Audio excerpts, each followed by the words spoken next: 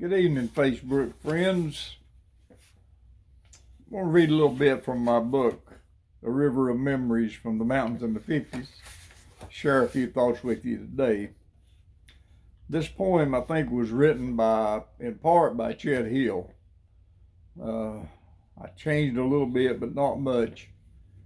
And it really fits life today as we know it. I have traveled some of life's many paths. I have walked many a mile with Miss Pleasure. She and I have talked and sung all the way. But being with Miss Pleasure has not made me any smarter for all that she had to say. But I have also walked and ran many a mile with Miss Sorrow. And Miss Sorrow has never said a word to me, nor has she ever sung a song to me. But oh Lordy, the things I have learned from her, all the times when Miss Sorrow walked with me. That's a great line right there. Seems when everything's going well, we don't need anything.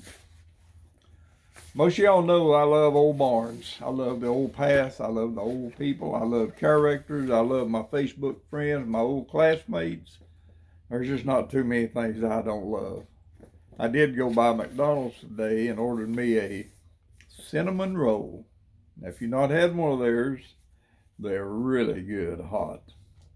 Well, I went to the window and paid for it, picked it up, and it was a sausage gravy.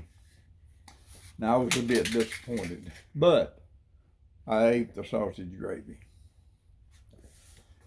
I'll read you the first chapter of my book about the old barns. I stopped at this old barn on the way to Shelton Laurel, and I went in and wasn't hardly room to even get in the thing.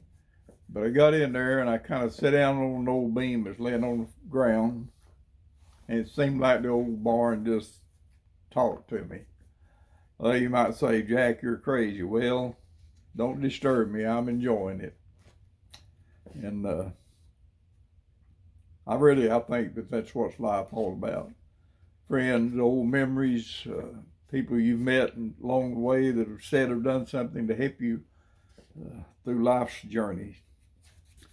And the sorrow and the sad times, that makes us who we are today. The old barn has a story. I closed my eyes and could feel the barn talking to me. It seemed to say, I knew some of your kin. They came across these hills and settled in here. They built shelters and church schoolhouses, and then they built barns like me. I'm just old and useless now. I can't even perk up for a picture. But I remember well when my owner began felling those trees around here with his axe. He squared them up and notched the ends. It was back-breaking work, but he got enough for a start.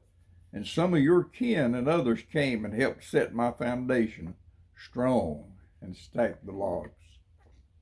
Then he cut more trees and dragged them down the creek to the only sawmill in the entire county. He traded 2 hogs and a cow for sawmill work. When he hauled the lumber home on the old sled, folks came from everywhere to help. He got nails and hinges from the old fellow that was a blacksmith. He traded a good Hawkins 50 caliber rifle for that stuff. The walls and stalls were built well. Oh, I was a pretty old barn. Next, he made shingles from white oak wood. Later on, about 50 years later, I got a tin roof. I thought I looked better with shingles.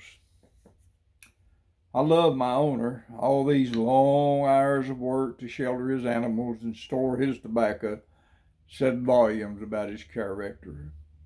My upper tiers used to be full of tobacco. There was hay and corn shocks in here. The mule harness and gear always made me smell like leather. Oh, I was a proud old barn. I helped my folks make it. I was a necessary part of this family. Folks would say, looks like you got yourself a good barn there. Yep, he would say, couldn't do without my barn. There used to be a shingle come off or a board come loose. Why, in no time at all it'd be fixed. I wish I was tall and strong again. I wish I was full of tobacco, to hear the rustle of tobacco leaves being handed again, the musty smell, the small talk, and yes, the laughter, and even occasionally the young'uns playing in the loft, and the sound of rain on the tin roof. I wish the mules were in their stalls crunching an ear of corn. Nary a kernel got left. Oh, I was something a long time ago. Oh, I was needed back then. I was young and strong, a safe place, warm in winter and cool in summer. But look at me now. Times changed. They say progress, but I beg to differ. First automobiles and jobs and those awful tractors came along. The mules got sold, but mostly my people got old. They couldn't farm like they used to. The young ones left when they were old enough, and there was no one to fix me back then.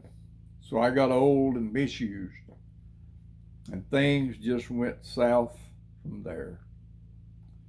I got some wood rot in my joints and nails worked out here and there, and my rear end sagged. One night, I just gave up the fight. Headed back to the dust I came out of, useless, worn out, and neglected. Why, you want to take my picture, son? Oh, you think you know something about life back then, do you? Son, you don't know what work and love for this country is. The last time I saw my builder was early one morning.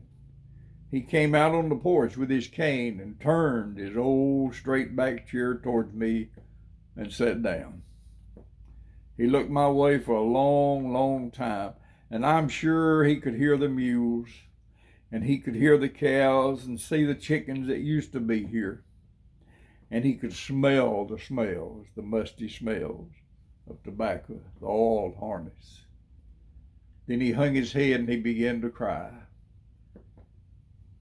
This hard-working, God-loving mountain man cried for me and a time passing us both by. A lifetime of memories ran down his wrinkled, furrowed cheeks, and he said, "Goodbye, old friend." And that was enough. That was enough.